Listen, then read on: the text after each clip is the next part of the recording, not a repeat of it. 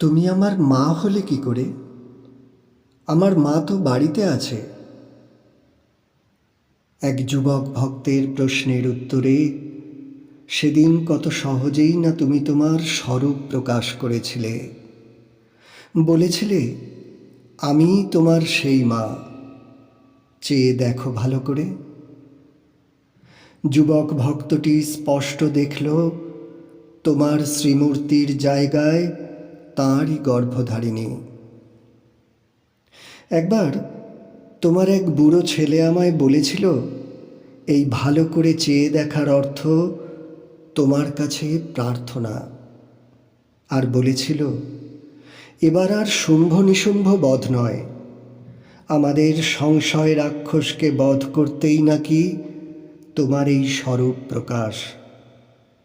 আমরা তোমার সকলের মা, সত্যিকারের মা, এই কথাগুলোতে সন্দেহ করেছিলাম।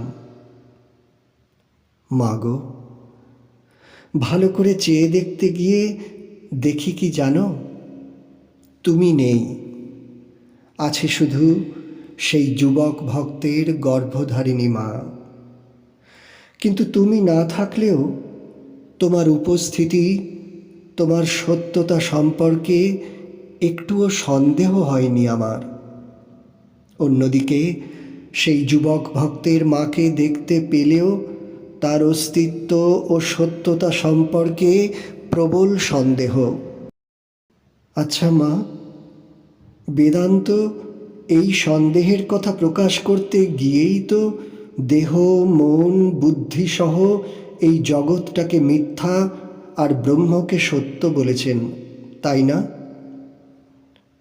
সত্যি, তোমার এই অরূপ অস্তিত্বের সঙ্গে ব্রহ্ম বা চৈতন্যের কতই না মিল।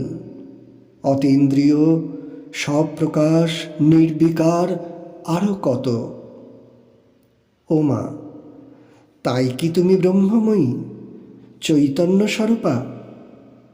বেশ, তা না হয় হলো।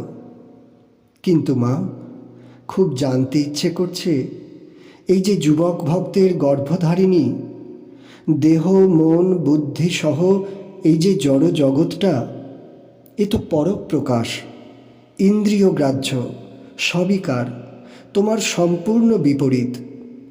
তাহলে দুজনে মিলে মিশে এক হয়ে আছো কেমন করে?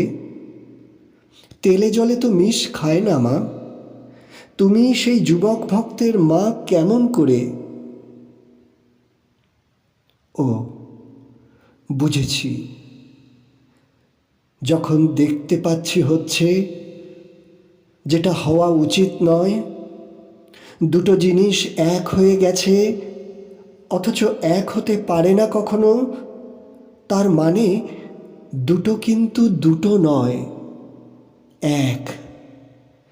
এক চৈতন্যই জগৎ রূপে প্রতিভাত। তখন কি দেখলাম জানো মা, একটা বাচ্চা মেয়ে চিনির হাঁস নিয়ে খেলছে আর তার মা তাকে বকছে।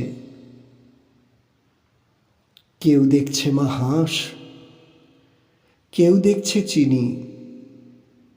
আমি কিন্তু মা দেখলাম চিনির হাঁস।